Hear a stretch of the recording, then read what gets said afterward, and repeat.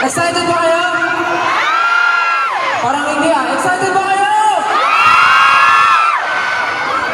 Kumusta yung pila? Okay naman? Okay lang! Ang tanong, kumain na ba kayo? Papakainin ko kayong lahat. Let's go! Ha? Malapit na kasi birthday ko, so magkakita ako. 18, kamusta? Bakit hanggang mamaya yan na makikisi ka lang tayo sa akin? Siyempre pa naman ako, bakit hindi ka nagkape? Nakabuto? Ang taon lang ba yan? Hindi. Yung kasi yung peg nila for Moonlight, tama ba?